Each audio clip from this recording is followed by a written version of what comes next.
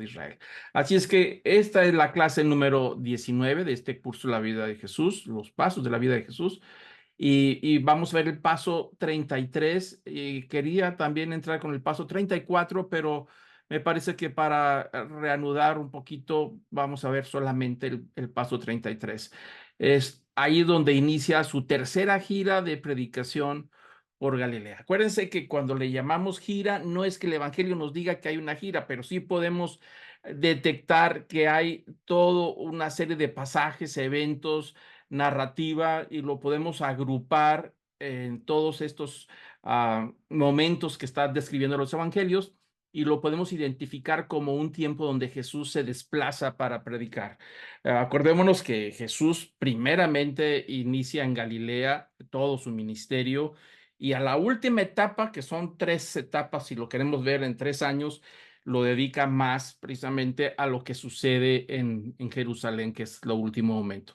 Entonces vamos a ver hoy el tema de Juan el Bautista, que aunque lo hemos estudiado en la introducción, que es el primer evento milagroso que se presenta en el Nuevo Testamento, es decir, ese silencio de 400 años, reinicia la intervención de Dios en el pueblo de Israel con el anuncio del ángel Gabriel al papá de Juan el Bautista, diciéndole que a la vuelta de algunos meses, Zacarías, ese sacerdote en el templo que está en el ministerio, y el ángel le dice que va a ser padre. Ya él ya anciano, su esposa anciana, y inicia el ministerio de Juan el Bautista como algo que ya estaba predicado o profetizado desde el libro de Isaías cientos de años atrás.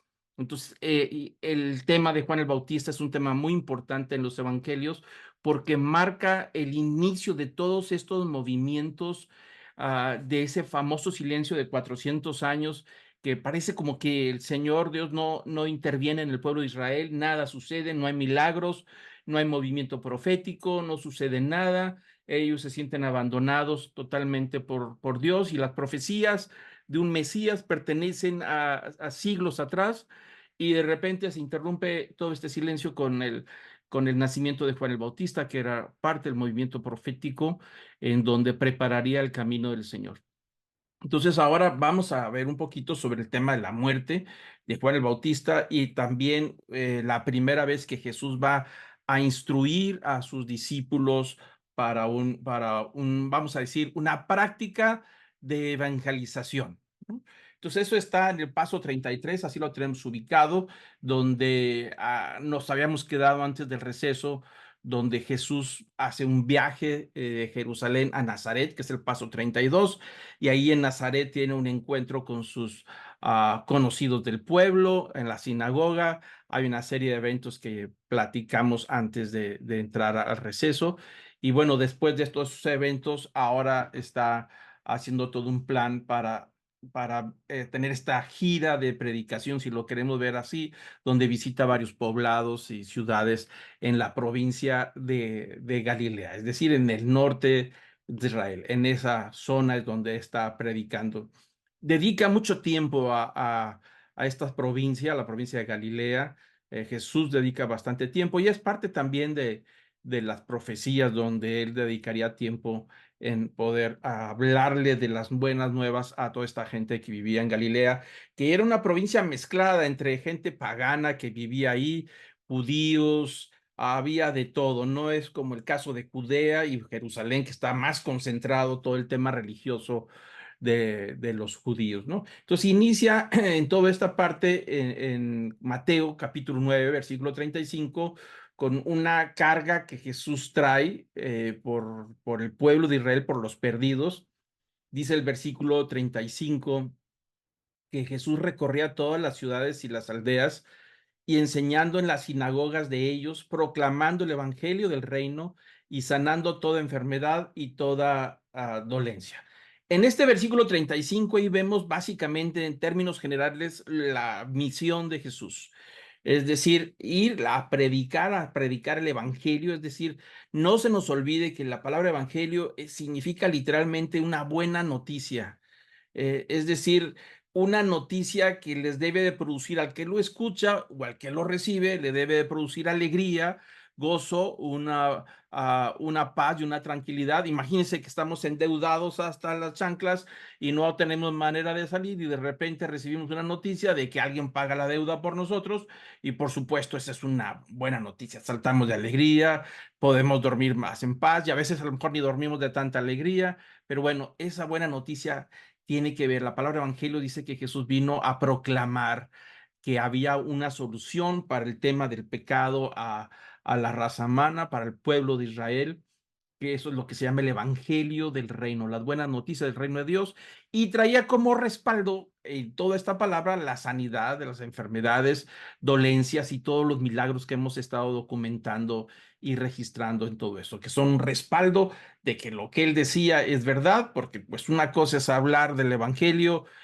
algo, una palabra positiva, pero alguien podría decir, pues era muy bien, pero yo creo que te están lavando el cerebro, no hay una evidencia real. ¿Por qué? Porque el tema es espiritual, todo el evangelio del reino, pero Jesús respalda esas palabras de poder espiritual con un poder sobre la parte física, que es decir, las enfermedades, las dolencias. Y el versículo 36 de Mateo 9 dice algo interesante, dice que viendo las multitudes en todo ese recorrido que hacía, tuvo compasión de ellas.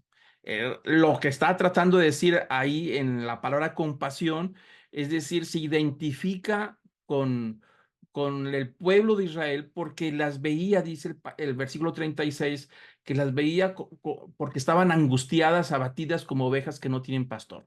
Eso nos da una idea de que el pueblo de Israel estaba totalmente desorientado, sin rumbo y sin dirección. ¿Cómo es un rebaño sin pastor?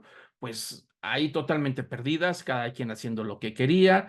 A lo mejor el pastor estaba a lo mejor dormido por allá en algún lugar o las dejó abandonados para ir a hacer otro trabajo. Es decir, las ovejas necesitan dirección, necesitan guianza en cuanto a los pastos y las aguas tranquilas, protección, seguridad, necesitan estar viendo que la presencia del pastor está ahí cerca para poder estar tranquilas. ¿Por qué? Porque se pierden con facilidad, se desorientan, no son como los perros que uno los puede soltar en algún lugar y los 3, 4 días llegan, como los gatos, no tienen el olfato para regresar pronto a la casa, las ovejas son distintas, por eso hace esta característica de que el pueblo de Israel necesitaba un pastor, alguien que los guiara, y bueno, esa era la tarea de los líderes espirituales que estaban en Jerusalén. La tarea cuál era apacentar al pueblo de Israel, guiarlos, darles alimento, protegerlas en términos espirituales, en términos de justicia, en todos estos términos que requieren la atención. Dice Jesús que los vio abandonados, es decir, los líderes de Jerusalén habían abandonado su misión, su trabajo, su sentido de ser con respecto a lo que Dios les había dado como tarea a todos estos escribas, a los sacerdotes, a todos los que se encargaban del bienestar espiritual de Israel. ¿Por qué? Porque ahí estaba lo que Jesús estaba viendo, le dio tristeza, sintió compasión, dijo, ¿cómo es posible que este pueblo esté tan abandonado? Los veía angustiados, abatidas, como alguien que no tiene pastor, sin dirección y sin rumbo. Entonces el versículo 37, como resultado de lo que Jesús había visto en su recorrido por Galilea, les dice a sus discípulos, la mies es mucha, pero los obreros son pocos. Por tanto, rogad al Señor de la mies que envíe obreros a su mies. Y ese es algo interesante de lo que Jesús está hablando porque dice, la gran tarea que tenemos por delante en cuanto a recoger el rebaño, es decir, a recoger las ovejas, sanarlas, restaurarlas, limpiarlas, lo que tenga que hacer, alimentarlas, guiarlas, protegerlas, toda esa tarea que tiene que ver con el pastorado. Jesús le dijo a sus discípulos, es muy grande la tarea. Y por lo tanto les pido que oren al Señor de la mies, es decir, al Padre, que levante más obreros, es decir, gente dispuesta a poder guiar al pueblo de Israel y a todas las ovejas perdidas. Entonces Jesús tiene compasión de todo lo que vio, porque la tarea es muy grande, lo que hay que trabajar en ese, vamos a decir, en esa tierra de labranza espiritual, que por eso habla de las mies como algo que hay que cosechar, dice, pero hay pocos que quieran trabajar, son pocos los que están dispuestos hacer la tarea. Dice, por lo tanto, hay que estar pidiéndole al Padre que levante obreros para esta tarea. Entonces, ahí Jesús con eso se dirige a los discípulos y les da una comisión. A partir del versículo 5 en adelante, es la primera vez que vemos a Jesús que está dirigiéndose a sus discípulos. Han estado con Jesús alrededor tal vez unos 2 años, desde que empezamos a estudiar, que empieza él el ministerio después del bautismo con Juan en el río Jordán. Ya han pasado alrededor de 2 años, más o menos, digo más o menos, porque como le digo, no tenemos una cronología exacta, pero basado en los eventos, pudiera pensarse por las fiestas que sí están registradas en los evangelios, que ya estamos alrededor del segundo año, finales del segundo año del ministerio con Jesús. Así es que los discípulos ya llevan 2 años, ¿no? Entonces aquí parece que Jesús, después de ver la necesidad tan grande, el propósito de instruir a los discípulos es que ellos pudieran tomar su lugar en un futuro, aunque los discípulos no entendían totalmente que Jesús un año más ya no estaría con ellos, ¿no? Pero Jesús quiere asegurarse de que al menos vayan entendiendo a qué fueron llamados y cuál es el propósito de los discípulos, ¿no? Entonces ahí Jesús hace una comisión, vamos a llamarle como una comisión de entrenamiento, ¿no? Es la primera vez que ellos los envía a que trabajen de lo que han aprendido de Jesús y que lo pongan en práctica y que vayan a diferentes lugares, ¿no? Entonces en Mateo capítulo 10, del 5 al 16, registra esta instrucción que es importante por la información que nos da.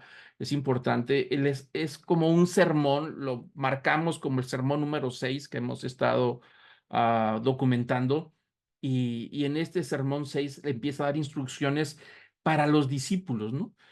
Por eso dice el versículo 5 de Mateo 10, dice, a estos 12, vamos a aclarar que no quiere decir que no había más, que eran los únicos 12 discípulos. Había más gente que los seguía por diferentes razones, pero él seleccionó, acuérdense que habíamos estudiado que él seleccionó a 12 para instruirlos en forma personal y para poder asignarles la tarea. Entonces ahí el versículo 5 es muy claro, dice que estos seleccionados, después de instruirlos, es decir, de haberlos preparado para, para, para la evangelización, es decir, para continuar con el ministerio de Jesús.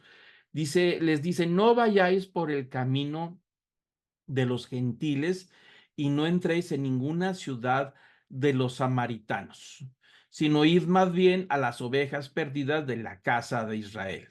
Y cuando vayáis, predicad diciendo, el reino de los cielos se ha acercado, sanad enfermos, resucitad muertos, limpiad leprosos, expulsad demonios, de gracia recibiste, dad de gracia. Aquí notamos algo interesante. Acordémonos que ya han pasado, como les digo, alrededor de 2 años de estar con Jesús, y las instrucciones que Jesús les dice, no se vayan por los caminos de los gentiles ni vayan a ciudades de los gentiles. Los está mandando a la casa de Israel. Es decir, como es su práctica, vayan primero con los que se identifican, es decir, los correligionarios, y los queremos ver de esa manera, ¿no? Y les dice que vayan a la casa de Israel, y cuando vayan, dice, vayan predicando, es decir, lleven el evangelio del reino de Dios, diciéndoles que ya está cerca el reino de Dios, de los cielos. Es algo que se ha prometido de los profetas del Antiguo Testamento.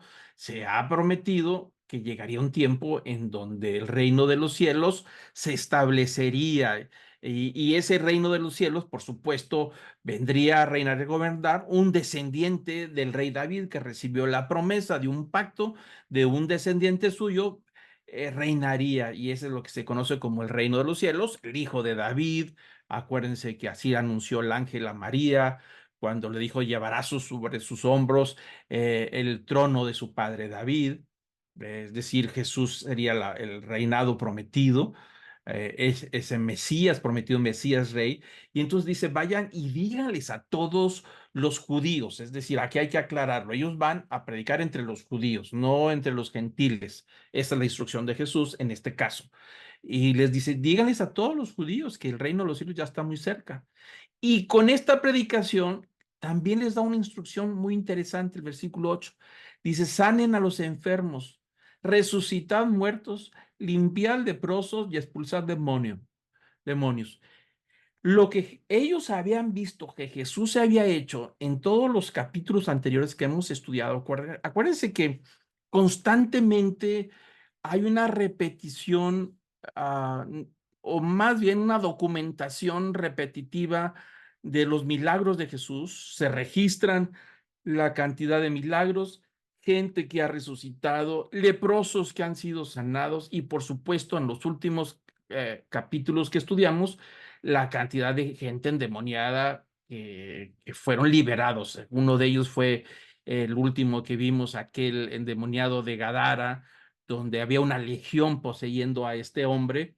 Entonces, todos esos eventos, los milagros, la resurrección de muertos, es decir, gente que estaba muerta, fueron resucitados, regresados a la vida, y la lepra, que era algo que nunca se había visto, que habían sido sanados, y no se diga la liberación de demonios, trajo la fama a Jesús por todas las provincias: Galilea, Judea, Samaria, Traconite, todas las provincias y más allá de los límites del territorio de Israel llegó la fama de Jesús.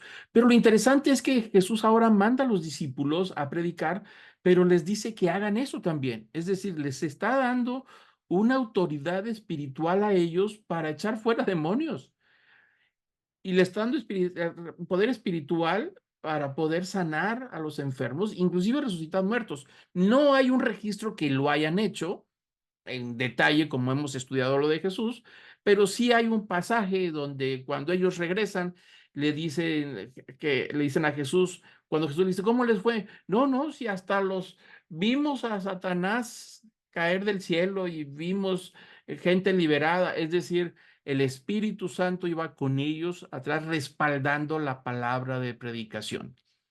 No debemos de olvidar que siempre el tema de la predicación en esta primera etapa de la extensión del Evangelio con Jesús y sus discípulos, la predicación del Evangelio debería ser respaldado con un poder milagroso, es decir, tiene un contacto espiritual del poder del reino de Dios sobre las personas. Es un respaldo que lo que está diciendo a nivel espiritual es tan real como lo que está sucediendo a nivel material y físico, como son las sanidades o resucitar muertos. Algo que fue muy común en los primeros siglos de la extensión del Evangelio, ¿no? Entonces Jesús les da la instrucción que deberían de orar por los enfermos y se encontraban a un leproso que lo sanaran, un endemoniado que lo expulsaran el demonio, y dice, de gracia recibiste, dad de gracia. Y aquí hay un tema también interesante que se ha fallado a través de los siglos. Cuando Jesús dice, esto que está sucediendo, le dice a los discípulos, tengan mucho cuidado con lo que va a suceder. Ustedes van a predicar el reino de los cielos. Ese es el objetivo principal, que se arrepientan porque el reino de los cielos se ha acercado y el respaldo es el poder de los milagros. Dijo, pero tengan cuidado porque ese poder de los milagros ustedes no lo están generando. Se les está dando para que respalde la palabra del Evangelio y por lo tanto ustedes no son los generadores de ese poder. Es el Espíritu Santo que les permite usar ese poder para respaldar la predicación.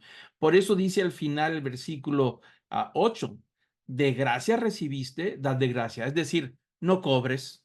Eso es lo que está diciendo. No llegues a pensar que porque tú oraste por un enfermo y ese enfermo sanó, entonces dices, oye, qué bueno soy. O si tú oras por un endemoniado y queda libre, digo, ¿y qué poder tengo? Dice, no, no, tú no tienes ningún poder. Esto se fue dado de gracia, es decir, tú no lo ganaste, tú no hiciste nada para tenerlo, se te está dando como un respaldo, este don se te está dando como un respaldo de la predicación del Evangelio y se te da y se te quita cuando el Espíritu Santo quiera. Entonces lo recibiste de gracia y para empezar, no te empieces a marear cuando te subas a un ladrillo y no pienses que eres tú el que está haciendo las cosas y por lo tanto nadie te debe nada a ti.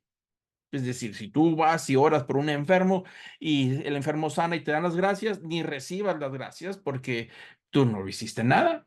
Ese es algo que hizo el Espíritu Santo, que hizo Dios. Entonces dices, recibiste todo esto de gracia, pues dalo de gracia, es decir, sin cobrar, sin esperar algo al cambio, ni siquiera un aplauso, ni siquiera que te den las gracias, porque las gracias de qué te dan. A veces cuando vamos nosotros ahora que fuimos recientemente a visitar a la iglesia que estamos construyendo allá en Tamazunchale, o en otros lugares, es muy común cuando llevamos brigada médica o construimos una iglesia que la gente nos da las gracias.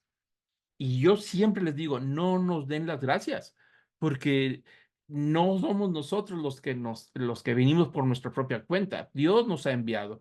Dios ha escuchado la oración de ustedes y nos ha enviado a nosotros. Denle gracias a Dios, que es el que manda los recursos, el que abre las puertas de los cielos para que lleguen los recursos para poder ayudarlos a ustedes y bendecirlos. Entonces, nosotros nos toca siempre dirigir la gratitud a Dios, es decir, darle gracias a Dios. No, por nosotros no tenemos nada. Jesús dijo, cuando hayáis terminado la obra, decir, siervos inútiles somos porque hicimos lo que teníamos que haber hecho. Es decir, los discípulos, la primera instrucción que les da, pues tengan cuidado.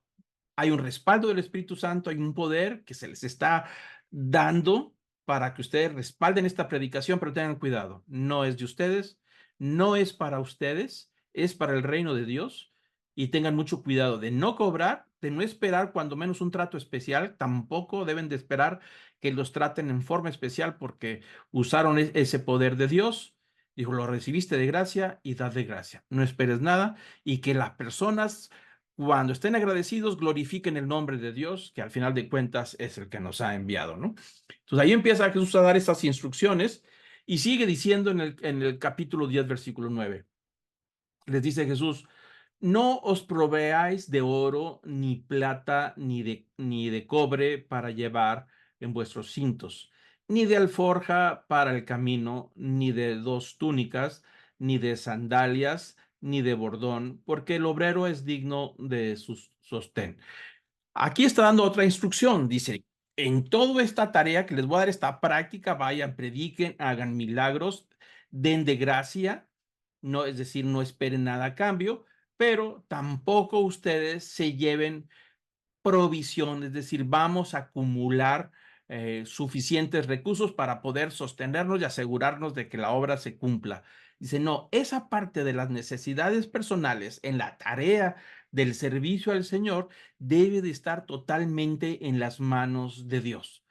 ¿Por qué razón? Porque cuando nosotros o los siervos de Dios, cualquiera, y estoy hablando todos, desde pastores, evangelistas o maestros o gente que sirve en las iglesias, está esperando a que se sostengan, entonces a veces le puede cometer el error de dedicarle más tiempo en acumular el oro y la plata, es decir, los bienes materiales para poder seguir en el ministerio, en lugar de dedicarle todo ese tiempo al servicio del Señor y dejar esa parte a que Dios provea en la forma soberana, maravillosa, que toque los corazones de diferentes personas y que confirme que debemos de seguir adelante.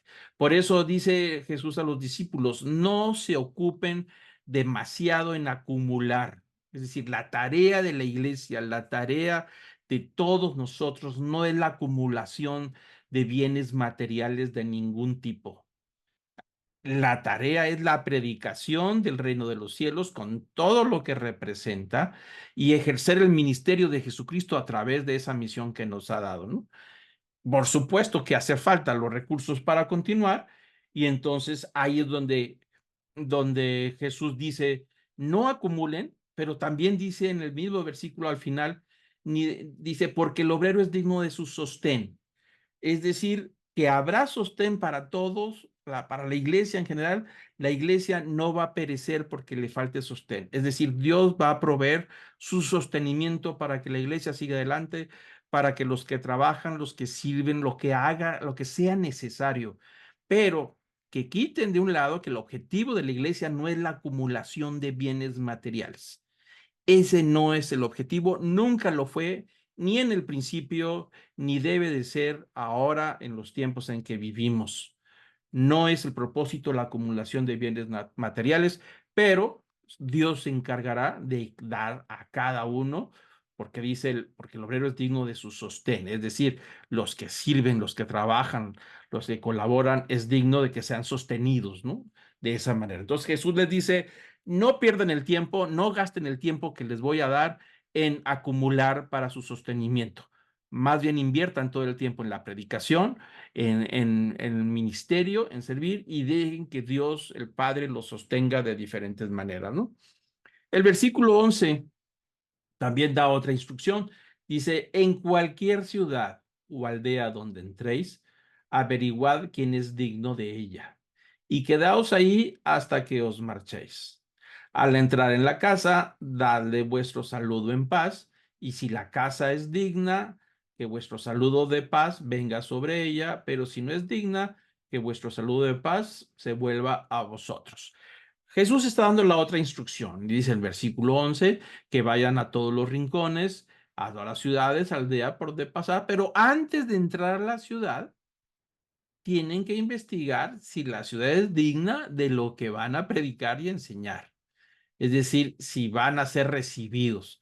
Dice, si los van a recibir, pues ahí quédense hasta que llegue el momento que se tengan que ir. Y cuando entren en la casa, que les vayan a hospedar, es decir, que son bienvenidos, porque la antigüedad del hospedaje, de las visitas de los extranjeros, sobre todo si vienen a traer una bendición ahí, la casa les abre las puertas y ahí se quedan, ahí comen, ahí les dan de comer, ahí les dan sustento. Dice, cuando entren en la casa, siempre dar un saludo de paz. Es decir, las primeras palabras son de bendiciones a la casa. Y dice el versículo 13, y si la casa es digna, es decir, si responde, que la paz sea sobre ellos. Pero si no es digna, pues que vuestro saludo de paz se vuelva a vosotros. Es decir, recoge la bendición si no te recibieron, ¿no?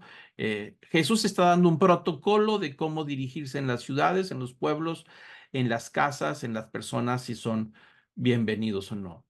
Y luego dice el versículo 14, dice, cualquiera que no os reciba, es decir, lado contrario a que no los recibieron, cualquiera que no reciba ni oiga vuestras palabras, al salir de esa casa o de esa ciudad, sacudid el polvo de vuestros pies.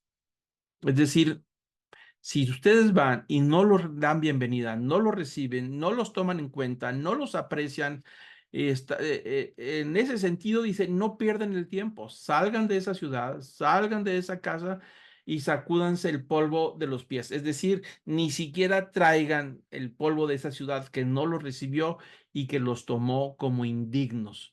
Entonces, esto es algo importante también que nosotros debemos de tener mucho cuidado. Todos nosotros queremos que nuestros amigos, familiares, conocidos, amistades, compañeros del trabajo, queremos que conozcan el Evangelio, que conozcan a Jesús en la manera en que nosotros lo hemos conocido. Y a veces queremos forzar las cosas, cometemos errores, tratar de convencerlos y forzarlos a que acepten algo que a lo mejor ellos no están valorando, ni lo necesitan, ni quieren. Sí lo necesitan, pero a lo mejor no lo quieren, están buscando otras cosas. Y entonces Jesús dijo, tengan cuidado con lo que les estoy dando, ¿no? Si a alguien tú le estás dando palabra de bendición y sientes y ves que no la está apreciando ni la recibe, ya no le des nada. Déjalo así, porque aquel que no escucha sus palabras, a mí no me está escuchando.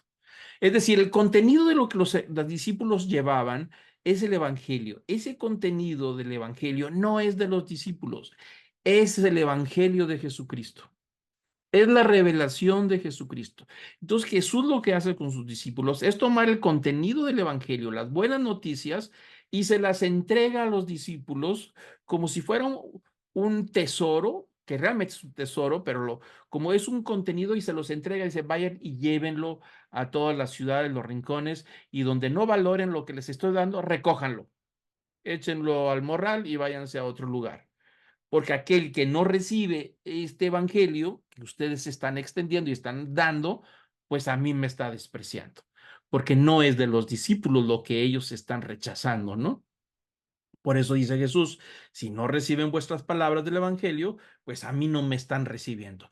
Y aquí nos da la idea de que todos los discípulos y todos los herederos de los discípulos y todos los que han servido a Dios a través de los siglos hasta en nuestros días, somos discípulos de Jesucristo, todos, que lo que llevamos, la enseñanza no es nuestra, es de Jesucristo y nosotros estamos llevando esa verdad para que sea extendida, pero no es de nosotros. Nosotros no generamos esta verdad. Es el Evangelio de Jesucristo el que está siendo extendido a través de los siglos hasta que Jesús regrese por segunda vez, ¿no? Y aquel que rechace este Evangelio, pues no nos está rechazando a nosotros, porque nosotros no somos los generadores del contenido del Evangelio de salvación. Está rechazando a Jesús. Y el que rechaza a Jesús está rechazando al Padre, porque el Padre fue el que mandó a Jesús y Jesús lo dijo, yo hablo de las cosas que el Padre me dijo que hablara. Yo estoy haciendo las cosas de que el Padre me dijo que hiciera. Así es que el que me recibe a mí, recibe al Padre. Y Jesús ahora lo está pasando a los discípulos. El que recibe a los discípulos me está recibiendo a mí y recibe al Padre. Pero el que rechaza el evangelio predicado por los discípulos me está rechazando a mí y por lo tanto rechaza al Padre. Y por eso dice Jesús, si esa es la situación, pues salgan de esa casa, sacúdanse el polvo de vuestros pies. No es digno de poder darles este evangelio que no están valorando. Y luego dice Jesús en el versículo 15, en verdad os digo que en el día del juicio será más tolerable el castigo para la tierra de Sodoma y Gomorra que para esa ciudad.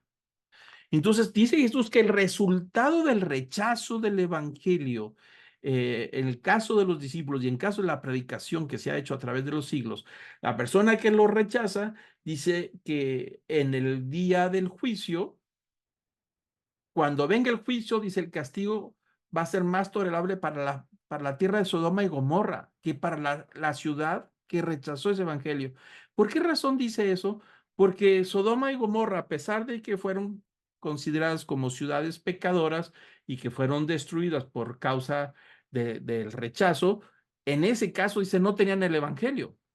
Así es que van a ser juzgadas, pero una ciudad, una casa, una persona que tiene enfrente el evangelio y que lo rechaza a conciencia, dice, no hay para esa persona misericordia y compasión porque está consciente de que no quiere y no le interesa, entonces su juicio va a ser mucho más duro. Versículo 16, Jesús dice, mirad, yo os envío como ovejas en medio de lobos. Por tanto, sed astutos como las serpientes e inocentes como las palomas. Jesús le está diciendo la noticia, dice la tarea, el primer entrenamiento que les estoy dando, quiero que sepan que no va a ser fácil. La metáfora de decir que son ovejas en medio de lobos, quiere decir que la situación no sería nada fácil y que inclusive podrían sufrir violencia, como seguramente sucedió y sabemos que los primeros siglos, después de la resurrección de Jesús, empezaron las primeras persecuciones a los cristianos, después los demás siglos y hasta la fecha todavía sigue habiendo persecución. Ustedes me han escuchado decir varias ocasiones por el ministerio que tengo yo en la Sierra del Estado de Hidalgo, la cantidad de personas que han sufrido por causa del evangelio, han sido perseguidos, amenazados de muerte, inclusive una vez les platiqué sobre un pastor y su familia que lo llevan al centro del pueblo y le ponen una soga al cuello ahí a las 6 de la mañana y le dan un papel para que renuncie a la fe, si no va a ser colgado. Por supuesto que no renunció y tampoco lo colgaron, porque sería una situación todavía peor. Pero eso se vive en el día de hoy. Estoy hablando de gente que yo conozco personalmente, he comido y cenado con ellos, de las cosas que he visto, y no nada más aquí en México, en muchas partes del mundo, en países, sobre todo países fundamentalistas islámicos, también hay persecuciones. El cristiano sigue sufriendo, aún en ciudades modernas, civilizadas, entre comillas, también hay gente en puestos importantes en las empresas en donde todavía sí sufren, cristianos sufren persecución porque no aceptan seguir protocolos indignos de la empresa que van en contra de sus principios y terminan siendo despedidos o cosas así. Entonces la persecución ahí está, es algo que va acompañado al creyente. Por esa razón, cuando alguien llega y sigue los pasos de Jesús, tiene que tomar en cuenta que el tomar la vida de Jesús, sus enseñanzas, siempre lleva una dosis de adversidad del entorno donde nos estemos moviendo. Algunos no estarán de acuerdo, algunos hasta podrán atacarnos, algunos se podrán burlar o reír de nuestra fe, Al final de cuentas, dijo Jesús, la vida del cristiano es como una oveja en medio de lobos. Dice, por lo tanto, por esa razón de que el evangelio no va a ser fácil, aceptado tan fácil en algunos círculos, para algunas personas que ah, se ven atormentados por los intereses, sus propios intereses, y el evangelio es una amenaza para sus intereses personales, dice, eso va a generar situaciones de persecución. Dice, por esa razón, tienen que ser astutos como las serpientes e inocentes como las palomas. Es decir, debe de pensar el cristiano con astucia, pero no con maldad. Son cosas totalmente diferentes, ¿no? A veces se confunde diciendo que un cristiano debe de ser ingenuo, inocente, que se cree todo. No, no, no. El cristiano debe de ser astuto, detectar la maldad, el engaño o las maquinaciones del enemigo o de personas que van en contra del evangelio, debe de adelantarse a esas cosas y tomar decisiones sabias y prudentes, pero al mismo tiempo ser de buen corazón, es decir, actuar con inocencia, como dice aquí, como palomas, es decir, no por ser astuto significa que vas a aprovechar esa astucia para tu propio beneficio o para la maldad, sino la astucia debe ir acompañada con un buen corazón, con inocencia, es decir, actuar en bondad y nunca ser astutos y aprovecharlo para la maldad. Así es que debe ir siempre acompañado en ese sentido, cristianos que son astutos, aguzados, es decir, inteligentes, muy vigorosos, que pueden adelantarse a los pronósticos de las situaciones y aún en sus negocios o empresas se adelantan cuando alguien les quiere hacer un daño, pero es decir, sean astutos, pero nunca actúen con maldad. Es decir, siempre con un corazón puro y siempre inocentes como las palomas. Ahí está la combinación de poder mantener un equilibrio en la astucia, en la inteligencia, en todo y al mismo tiempo con un gran corazón, un corazón inocente, limpio, un corazón puro hacia los demás, ¿no? Entonces Jesús les dijo, ¿les va a ir difícil? Sí, les va difícil. La predicación es difícil, van a batallar en esta primera práctica, no todos estarán de acuerdo con ustedes, les dice los discípulos, y algunos no solamente no estarán de acuerdo, sino algunos les van a tratar mal.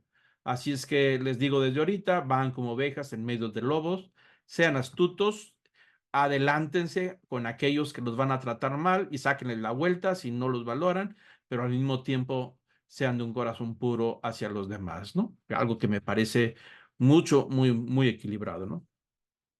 Vamos a revisar aquí estos 10 puntos que leímos en este pasaje rápidamente como un resumen para tenerlo más claro, ¿no? Estos 10 puntos para el ministerio de los apóstoles.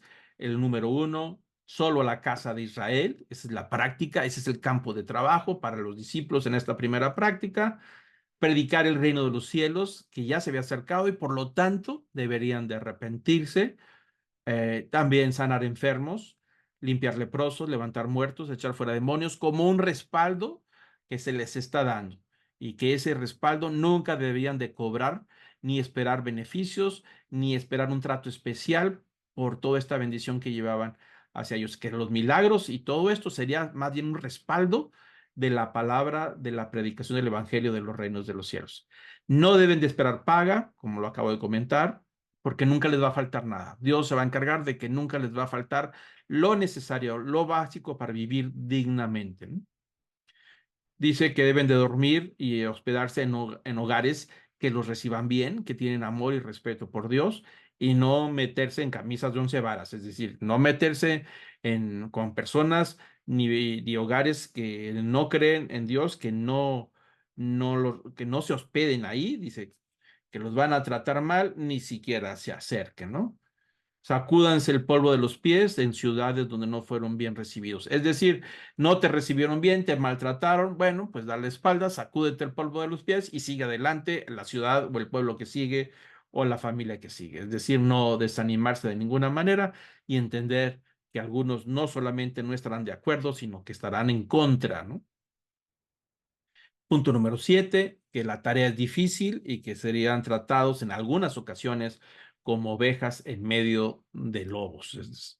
8, confesar a Cristo delante de los hombres, siempre reconociendo que Cristo es el Señor y Dios. Y el 9, deberían de ponerle siempre a Cristo, a Dios primero, antes que a los hombres y llevar su propia cruz, ¿no? Cuando dice llevar su propia cruz, estamos entendiendo que el camino que lleva es un camino de negación. Jesús lo dijo en varias ocasiones. Tome su cruz y niéguese a sí mismo. La cruz no es un instrumento de tortura, ¿eh? Porque a veces decimos, bueno, esta es la cruz que me tocó llevar. Esta es mi cruz y la voy a aceptar y voy a vivir toda la vida con esta cruz sufriendo. No, la cruz no es un instrumento de tortura, la cruz es un instrumento de muerte. Es decir, que todos nosotros debemos de llevar nuestra cruz para ir a sacrificar a nosotros mismos. Así lo dice el apóstol Pablo varias veces y negar nuestros propios sueños. Es decir, nuestro sueño ahora es el sueño de Jesús. Nuestra meta ahora es la meta de Jesús. Ahora somos esclavos voluntarios. Nos hemos entregado a Él para que Él reciba la gloria, no nosotros. Es decir, nosotros no somos nada, pero por lo que Él ha hecho, nos ha dado esta gran tarea. Y entonces dice, cada uno lleve su propia cruz, entendiendo que va a llegar un momento en que nos sacrificamos a nosotros mismos en la cruz. Es decir, hacer morir en nosotros lo terrenal para que la gloria de Jesús sea la que brille, ¿no? Y bueno, el punto número 10 dice que recibirá cada uno su propio recompensa, es decir, su propio premio en su propio galardón. Es decir, todo esto tiene implicaciones espirituales en el reino de Dios. Ahí tenemos en esos 10 puntos en forma de una instrucción, de un sermón, la manera básica de los discípulos de cómo empezar a evangelizar en su primera práctica. Claro, vendría ya la última después de que Jesús resucitó, lo que se conoce como la Gran Comisión, ya al final, y ahí ya no es solamente la casa de Israel, ahí es hasta el último rincón del mundo, pero eso sucedería después de que Jesús resucitara, ¿no? Ahorita es una práctica donde Jesús los está mandando para que sepan de qué se trata el tema de la tarea que Jesús les está encargando. Muy bien, ahora vamos a continuar con el tema de la muerte de Juan el Bautista, que se registra en el Mateo 14, versículo 1 al 13. Vale la pena hacer algunos comentarios por la importancia del ministerio de Juan el Bautista, ¿no? Por eso he querido dedicarle algo de tiempo en esta ocasión, ¿no? Y bueno, lo dice Mateo 14, le informan de la muerte de Juan el Bautista. Dice el versículo 14, versículo 1 más bien del capítulo 14 de Mateo, dice, por aquel tiempo, eh, acordémonos una vez más, no nos está dando fecha, no nos dice exactamente cuándo sucedió, pero sí podemos armar que está cerca después de que Jesús estuvo en Jerusalén y luego en Nazaret. Por eso dice, por aquel tiempo. Herodes, el tetrarca, oyó la fama de Jesús, ya lo hemos comentado, Jesús hizo famosísimo los milagros, resurrecciones, fuera demonios, la cantidad de milagros que no se había escuchado, que las noticias llegan hasta el rey Herodes, el tetrarca. Es tetrarca porque, ahorita lo voy a explicar para poder entender Herodes el tetrarca. Versículo 2 dice, le dijo a sus sirvientes, este es Juan el Bautista. Él ha resucitado de entre los muertos y por eso es que poderes milagrosos actúan en él. Versículo 3 dice que Herodes pensaba de esa manera porque había prendido a Juan el Bautista y lo había atado y puesto en la cárcel por causa de Herodías, mujer de su hermano Felipe, porque Juan le decía, no te es lícito tenerla. Y aunque Herodes quería matarlo, tenía miedo al pueblo porque consideraban a Juan como un profeta. Ahí el problema que vamos a ver se suscita y que causa y desemboca en la muerte de Juan el Bautista. Acordémonos que Juan el Bautista es el precursor antes de Jesús, profetizado por Isaías. Malaquías hablaba de que era necesario que viniera alguien a preparar el camino del Mesías. Entonces él vino, Juan el Bautista, hizo un revuelo antes de Jesús hizo un revuelo en los bautismos, en el Jordán, es decir, vino a sacudir lo que estaba adormecido, anunciando que el reino de los cielos estaba cerca y que la gente debía prepararse, y por lo tanto estaba provocando un revuelo espiritual en toda la nación de Israel. Algo, como lo hemos comentado, no se había visto ya en cientos de años, ¿no? Entonces, por eso muchos lo tenían como en alta estima, ¿no? Pero Juan el Bautista estaba denunciando el arrepentimiento, no nada más del pueblo de Israel, que era necesario arrepentirse de sus pecados, vamos a decir, la casta del sacerdotal, la nata de la sociedad y también, por supuesto, los reyes. En este caso, Juan el Bautista empezó a denunciar que este rey Herodes, que no es el mismo de que mandó matar a los inocentes, es hijo de él, Herodes el Grande. Estaba Juan el Bautista apuntándolo porque él se había casado con la esposa de su hermano, que finalmente era sobrina de él, ¿no? Entonces Juan el Bautista le dijo que no le era lícito que la que él había tomado por reina, que era la esposa de su hermano, porque su hermano todavía vivía, no era viuda, su hermano Herodes Felipo. Dice, no es lícito, es una inmoralidad, y constantemente Juan el Bautista estaba denunciando ese arrepentimiento, que debería empezar el arrepentimiento por las cabezas de la nación, todos. Entonces, eso incomodó a Herodes, pero también incomodó a la esposa, o vamos a decir, a la mujer, no a la esposa, porque no era su esposa, era su mujer, porque su hermano todavía vivía y estaba casado con su sobrina. Ahorita vamos a explicarlo un poco mejor. Entonces, esta denuncia del profeta de Juan era muy incómoda, y todo lo decía por todos lados de que el rey Herodes estaba mal, y entonces eso llega a oídos de Herodes, y Herodes lo manda a tomar y lo pone en la cárcel, que ahí está en la cárcel, ¿no? Pero lo había mandado matar, como ya conocemos la historia. Entonces, en este momento donde se está haciendo este registro del pasaje de Mateo 14, ya estaba muerto Juan el Bautista, y van a explicar qué pasaba con él. Entonces, eso es algún evento pasado, pero ahí lo está registrando, ¿no? Aquí tenemos una idea para poder entender cómo estaba el problema de Juan el Bautista con el rey Herodes. El rey Herodes el Grande, como lo vemos en la cinta amarilla, mero arriba, ese fue el que mandó matar a los niños inocentes cuando Jesús nació y tuvo que huir a Egipto, cuando era bebé. Ese es Herodes el Grande. Pues muere en el cuarto año después del nacimiento de Cristo, y tiene cuatro hijos: Aristóbulo, Arquelao, Herodes Antipas y Herodes Filipo.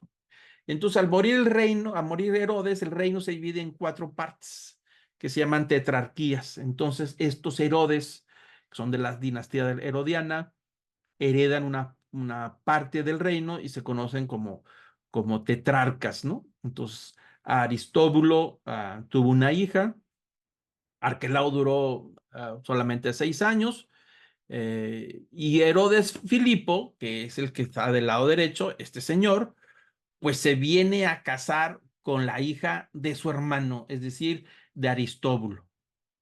Él la toma, la hija, él, su sobrina, la toma por esposa. Se casa con Herodías, hija de su hermano Aristóbulo. Pero el asunto es que Herodías no estaba muy contenta con Filipos, porque no había aspirado a mejores posiciones delante del Imperio Romano. Y Herodes Antipas sí había tomado toda una tetrarquía y estaba ya tomando la posición de rey, una serie de ventajas que había logrado con el emperador romano. Y Herodías se molesta con Herodes Filipo y lo abandona y se va. Y se va con Herodes Antipas, se va con su tío para ser su mujer, para buscar una mejor posición económica y una mejor posición, obviamente un estatus, subir de estatus, ¿no? Entonces, aquí el problema, como vemos que Herodes Antipas se queda con la esposa de su hermano, que viene siendo hija de su hermano. Entonces está medio revuelto. Entonces ahí Galilea, pues era por supuesto una provincia, y Perea una provincia grande, y ahí ellos ya tienen pues no casados, pero es su mujer, y esa situación escandalosa es la que Juan el Bautista está denunciando, porque el ministerio de Juan el Bautista, ¿dónde es? En Judea, en Galilea y en Perea. Entonces, ese rey, ese Herodes Antipas, lo están denunciando de que está mal su situación y por supuesto mandan encarcelar a Juan. Mateo 14 dice el versículo 6, que cuando llegó el cumpleaños de Herodes, de este Herodes Antipas, la hija de Herodías, esta que se vino, abandonó a su esposo Felipe y se va con su tío, danzó, es decir, Salomé, la hija de Herodías, danzó ante ellos y agradó a Herodes. Es una fiesta que tuvo Herodes por ahí. Esta Salomé, hija de Herodías, hace una gran fiesta y empieza a danzar y Herodes le prometió con juramento darle lo que ella pidiera. Versículo 8 dice que Salomé, instigada por su madre Herodías, le dijo, dame aquí en una bandeja la cabeza de Juan el Bautista, ¿no? Y aunque el rey se entristeció a causa de sus juramentos y sus invitados ordenó que se la diera. Y mandó decapitar a Juan en la cárcel. Y trajeron su cabeza en una bandeja y se la dieron a la muchacha y ella se la llevó a su madre. Los discípulos de Juan llegaron y recogieron el cuerpo y lo sepultaron y fueron y se comunicaron y se lo comunicaron a Jesús. Es la manera trágica en que muere Juan el Bautista por causa de Herodías, que lo quería desaparecer por la denuncia. Mientras Juan el Bautista, aunque estuviera en la cárcel, estuviera vivo, es estar poniendo el dedo en la llaga de la situación que Herodías había provocado, porque ella abandonó a Felipe por un estatus mayor y se fue con su tío Herodes Antipas y se casó, bueno, no se casó, se juntó con él y ahí, por supuesto, no quería aguantar esa denuncia y aprovechó la situación de la fiesta para que su hija congrajeara a su padre, digo, así, a su padre y le diera la cabeza a Juan el Bautista, pensando que muerto el perro y se acaba la rabia, pero el problema siguió adelante. Y por lo tanto, los discípulos de Juan, pues lo sepultaron y fueron a comunicarle a Jesús que había fallecido Juan el Bautista. Entonces, ¿cuál es la respuesta de Jesús frente a este evento de la muerte de Juan el Bautista? Bueno, aquí tenemos el comentario de quién era Herodes Antipa, ya lo comentamos ahí, eh, y también Felipe, Herodes Felipe, también lo estuvimos comentando, y vamos directamente a lo que Jesús comenta sobre la grandeza de Juan el Bautista en Mateo 11. Hay detalles interesantes. Dice Mateo 11, versículo 1, sucedió que cuando Jesús terminó de dar instrucciones a sus 12 discípulos, algo que ya comentamos hace unos momentos, se fue de allí a enseñar y predicar a las ciudades de ellos. Es decir, mientras los discípulos se fueron de gira de entrenamiento, Jesús siguió predicando en otros lugares. Versículo 2, y al oír Juan en la cárcel, es decir, antes de que lo cortaran la cabeza, cuando Juan el Bautista está en la cárcel y escucha todo lo que Cristo había hecho, manda decirle con sus discípulos que le pregunten a Jesús si él que había de venir o esperamos a otro. Y respondió Jesús y le dijo, id y contad a Juan lo que oís y veis. Los ciegos reciben la vista, los cojos andan, los leprosos quedan limpios, los sordos oyen, los muertos son resucitados y a los pobres se le anuncia el evangelio. Bienaventurado es el que no se escandaliza de mí. Esta respuesta de Jesús es cuando, antes de que maten a Juan el Bautista, él está en la cárcel y oye de los milagros, de todo lo que hemos comentado, que fue revuelo, lo que Jesús hacía, ese poder de Dios para resucitar y echar fuera demonios. Y Juan el Bautista va y pregunta, díganle si es él el que habría de venir. Y Jesús le dice, pues vayan y platíquenle todo lo que han visto. Esa manifestación del poder de Dios que respalda a la persona de Jesús, todo lo que estaba sucediendo. Y dice Jesús, bienaventurado el que no se escandaliza de mí, es decir, el que no se asusta por todo lo que está viendo. Versículo 7 dice que mientras estos se marchaban, es decir, los que mandó Juan el Bautista a preguntarle a Jesús, Jesús comenzó a hablar a las multitudes acerca de Juan. Y eso es algo interesante, ¿no? Eh, Empieza a preguntarle a la gente acerca de Juan el Bautista y les hace unas preguntas y les dice, ¿Qué saliste a ver en el desierto? ¿Una caña sacudida por el viento? Más, ¿qué saliste a ver? ¿Un hombre vestido con ropas finas? Mirad, los que usan ropas finas están en los palacios de los reyes, pero el que saliste a ver a un profeta, sí os digo, y uno que es más que un profeta. Jesús hace estas preguntas a la gente y les dice acerca de Juan el Bautista. ¿Qué fue lo que vieron en Juan el Bautista? ¿Un hombre con ropas finas? No, porque una característica de Juan el Bautista es que se vestía muy andrajoso. Es decir, usaba pieles de camello, de cabra, todo despeinado, no se aseaba, vivía en el desierto, comía lo que se encontraba por ahí. No era una persona que tenía apariencia de nada. Entonces eso llamaba mucho la atención porque era un profeta que vivía en el desierto, donde no había ninguna comodidad, todo empolvado, tal vez sucio, es muy probable. Y entonces dice Jesús, ¿qué fue lo que viste en el desierto? ¿Una caña sacudida por el viento, es decir, algo maltratado? ¿Un hombre vestido con ropas finas? Dijo, no, lo que ustedes vieron fue un hombre con ropas ásperas, con ropas pobres, rasgadas quizá, no eran ropas de palacios. ¿Qué viste? ¿A un profeta? Dice Jesús, sí, os digo, uno que es más que un profeta, le dijo Jesús. Y Jesús recalca, dice, este que ustedes vieron con ropas andrajosas que vivía en el desierto y que predicaba el arrepentimiento, dice, este es de quien está escrito, dice Jesús, he aquí yo envío mi mensajero delante de tu faz, quien preparará tu camino delante de ti.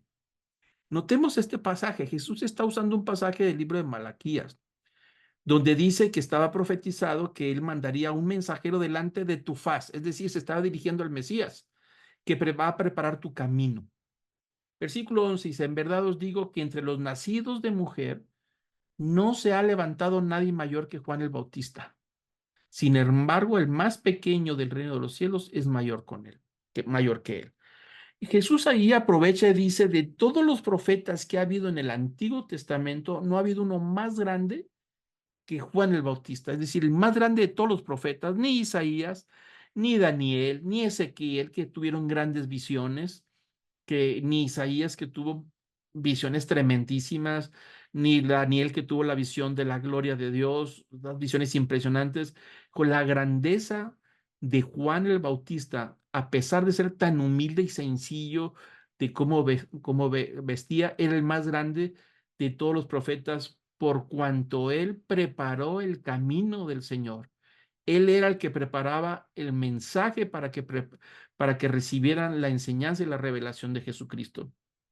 Y dice que a pesar de la grandeza, dice que el más pequeño del reino de los cielos, es decir, es mayor que él, hablando de la grandeza del servicio, del nacer de nuevo en el reino de los cielos, ¿no? Entonces Jesús es muy claro sobre la importancia del ministerio de Juan el Bautista. No ha habido otro más grande que el profeta, es decir, es un profeta, Juan el Bautista, que anunció el camino del Señor. Pero Jesús sigue diciendo todavía cosas más importantes. Aquí está la profecía de Malaquías, capítulo 3, 1. Malaquías es el último libro del Antiguo Testamento. Dice la profecía, he aquí yo envío mi mensajero y él preparará el camino delante de mí y vendrá de repente a su templo el Señor a quien vosotros buscáis y el mensajero del pacto en quien vosotros os complacéis, he aquí viene, dice el Señor de los ejércitos. Esta profecía es interesante porque dice que vendrá de repente a su templo el Señor. Acordémonos que todo, todo ese desenlace de eventos espirituales poderosos inicia en el templo, perdón, cuando el ángel Gabriel se le muestra a Zacarías para anunciarle que tendría un hijo en los siguientes meses, que sería el profeta, el Juan el Bautista. Y todo inicia en el templo y así estaba la profecía, ¿no? Entonces ahí está la importancia.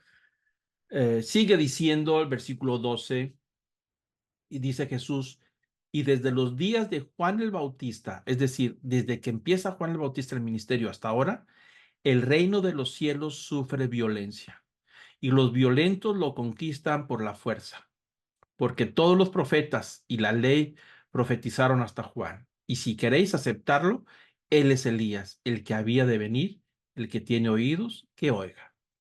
Jesús está aclarando que Juan el Bautista era el Elías que, porque estaba profetizado, que el profeta Elías, que fue el más grande en el Antiguo Testamento, pero Juan es más grande que él, la profecía decía que Elías regresaría en los tiempos finales. Al menos así lo dice la profecía en Malaquías 4:5. Dice, ese es el último versículo, es interesante, el último versículo del Antiguo Testamento. Dice, aquí yo envío el profeta Elías antes que venga el día del Señor grande y terrible. Es decir, el día del Señor es la venida del Señor Jesucristo y se va a mandar al profeta Elías. Entonces, ese es el espíritu de Elías, dice Lucas capítulo 1, versículo 17. El ángel Gabriel le dice a Zacarías en el templo, anunciando el nacimiento de Juan el Bautista. Acerca de Juan el Bautista, dice el ángel Gabriel, él irá delante de él, es decir, del Mesías, en espíritu y el poder de Elías, el profeta Elías del que estaba profetizado, para hacer volver el corazón de los padres a los hijos y a los obedientes a la actitud de justos, a fin de preparar para el Señor un pueblo bien dispuesto. El ministerio de Juan el Bautista es enorme, gigantesco, sumamente importante y cumple con todas las profecías del Antiguo Testamento sobre el espíritu y el poder de Elías y que él vendría a preparar el camino del Señor, ¿no? Versículo 16, esa generación que le tocó conocer a Juan el Bautista y a Jesús, una generación dura, se resiste al mensaje y Jesús da este comentario interesante sobre la generación que no creyeron. Dice, ¿con qué voy a comparar a esta generación? Dice, es semejante a los muchachos que se sientan en las plazas, que dan voces a los otros y dicen, os tocamos flauta y no bailaste, entonamos endechas y no los lamentaste. Se justifica, y no os lamentaste, se justifica por sus hechos. Porque vino Juan y no comía ni bebía y dicen, tiene un demonio. Pero vino el Hijo del Hombre que come y bebe y dicen, mirad un hombre glotón y bebedor de vino, amigo de recaudadores de impuestos y de pecadores. Pero la sabiduría se justifica por sus hechos. Jesús comenta de esa generación que conoció a Juan el Bautista y que se resistieron al mensaje de arrepentimiento de Juan el Bautista porque decían que era un radical extremista que estaba mal. Pues dice Jesús que se quejaban porque dice ni come ni bebe, se la pasan en el desierto todo medio loco, medio raro. Y luego dice Jesús, y ahora vine yo y me están criticando porque me siento a comer con los pecadores y estoy comiendo y me acusan de que soy un glotón y bebedor de vino y que me junto con los recaudadores de impuestos. Entonces Jesús les dice a esa generación, a los fariseos, por supuesto, a los líderes religiosos, dijo, ustedes están como los jóvenes y usa esa semejanza. Dice que les tocaron música de flauta, es decir, música alegre, y no les bailaron porque no les parecía tan alegre. Y entonces los músicos dijeron, bueno, vamos a tocarle música triste. Dice, y no lloraron. Entonces, dice, ¿quién nos entiende? Vino Juan el Bautista, no les gustó, que porque se les hacía muy extremista, muy radical. Ahora viene el Hijo del Hombre y tampoco les gusta porque dice que se les hace muy moderno y se anda juntando con pecadores. Dice, ¿quién los entiende? O Jesús está diciendo que el que quiere creer va a creer y el que no quiere creer, por más que tenga las evidencias ahí, no va a creer. Esa es una dureza de corazón. En su generación, Jesús les dijo, no hay manera de hacerlos creer a ustedes porque ya se les mandó de todo y se les ajustó la música y no les gustó. Ni les gustó Juan el Bautista y tampoco les gusta mi mensaje. Y entonces ahí es donde viene eh, Jesús con una palabra muy dura para esa generación. Dice que empezó a increparles a las ciudades en las que Jesús había hecho muchos milagros porque no se habían arrepentido. Es decir, vieron los testimonios de Jesús, grandes milagros, y no se arrepentían, no le creían el Evangelio. Y Jesús dice el versículo 21, ay de ti Corazín, ay de ti Betsaida, porque si los milagros que se hicieron en vosotros se hubieran hecho en Tiro y Sidón, hace tiempo que se hubieran arrepentido en silicio y en ceniza. Dice, pobre de ustedes, les dice, porque ustedes son testigos de los grandes milagros que he hecho y no se han arrepentido. Y entonces dice, si otros que no eran judíos hubieran sido testigos de los milagros, ya eso sí se hubieran arrepentido. Versículo 22, por eso os digo que en el día del juicio será más tolerable el castigo para Tiro y Sidón que para vosotros. Entonces está diciendo Jesús lo mismo. Cuando venga el día del juicio, aquellos que eran pecadores, que no conocieron el Evangelio, su juicio va a ser más tolerable que aquellos que estuvieron enfrente del Evangelio y decidieron rechazarlo. Y sigue diciendo la misma idea en el versículo 23. Y tú, Capernaum, es decir, una ciudad donde Jesús vivió mucho tiempo, dice, ¿acaso serás elevada hasta los cielos? Hasta el Hades descenderás. Porque si los milagros que se hicieron en ti se hubieran hecho en Sodoma, esta hubiera permanecido hasta hoy. Sin embargo, os digo que en el día del juicio será más tolerable para el castigo para Sodoma y Gomorra que para ti. El mismo ejemplo.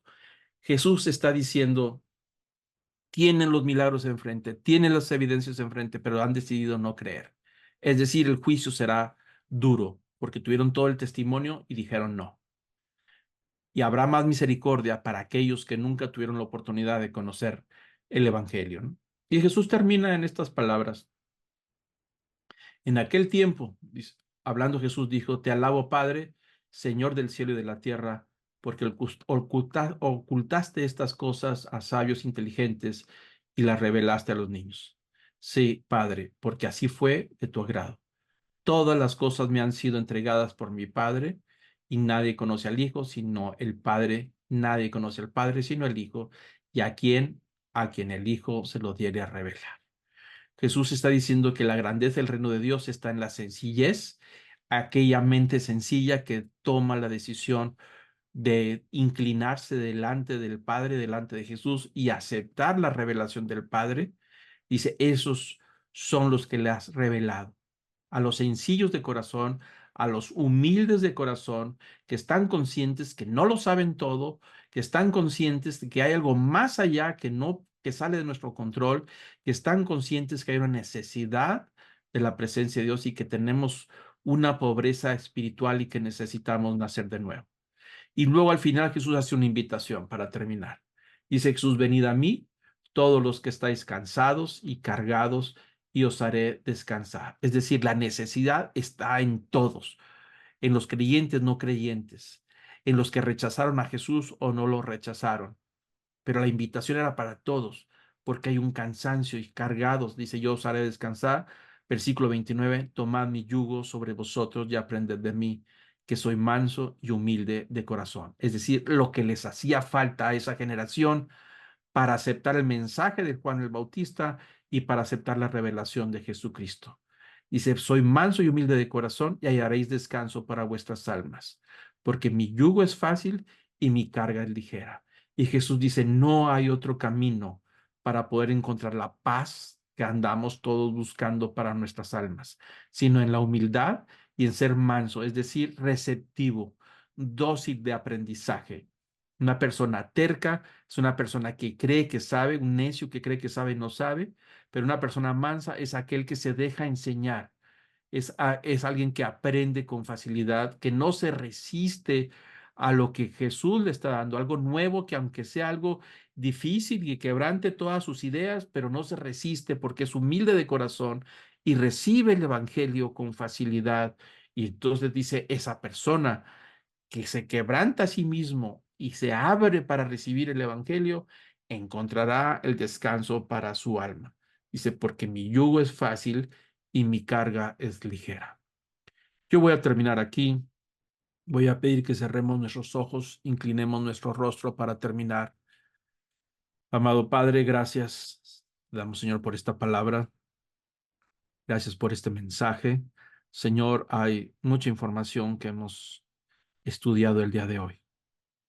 Yo te quiero pedir, Señor, que podamos entender que la vida cristiana es un camino donde algunos ah, podremos sufrir o habrán sufrido por el rechazo, por la resistencia al Evangelio. Padre, que seamos siempre agradecidos, entendiendo que somos siervos tuyos, instrumentos tuyos, que has depositado en nosotros el tesoro del Evangelio, que es poder de salvación, poder para transformar las vidas y poder para darnos una vida nueva. Te pido, Señor, que podamos ser sensibles, que podamos ser humildes para recibir esta invitación, de poder entender que el único camino de encontrar la paz es ser enseñables, de ser dóciles, entendiendo que no sabemos todo, comprendiendo que nos hace falta entender el reino de Dios y con humildad, Señor, inclinarnos delante de ti, en que todos nuestros pensamientos se sujetan a ti para que tú gobiernes y reines. Señor, te damos gracias por esta palabra y te pedimos que seamos sensibles en esta generación a la palabra tuya de la revelación, que no caigamos en los errores que cayeron en la primera generación de resistirse al mensaje de Juan el Bautista y resistirse al mensaje de Jesús a pesar de las evidencias y a pesar de los milagros, sino que podamos creer con sencillez, sin necesidad de ser testigos de tu poder, sino solamente creerte a ti, porque tú lo has dicho, creemos que tú eres el enviado, el Mesías, el Hijo de Dios, el Dios mismo, el Verbo hecho carne. Creemos en tu mensaje de salvación, en el perdón de los pecados. Creemos, Señor, que tú nos has dado vida juntamente en la cruz, que nos has dado una vida nueva. Creemos que has muerto por nosotros, que resucitaste y que un día regresarás por nosotros. Creemos que vas a venir de nuevo. Creemos, Señor, que la iglesia va a ser arrebatada y será recibida juntamente en la gloria de Jesús cuando Él venga, y habrá un juicio y habrá una resurrección de la carne y una vida futura. Gracias, Señor, por todo esto, que podamos andar en humildad y en sencillez, reconociendo la grandeza de Jesús y reconociendo, Señor, que te necesitamos. Recibe, Señor, toda la honra, el poder, la majestad y el dominio por los siglos de los siglos. Amén.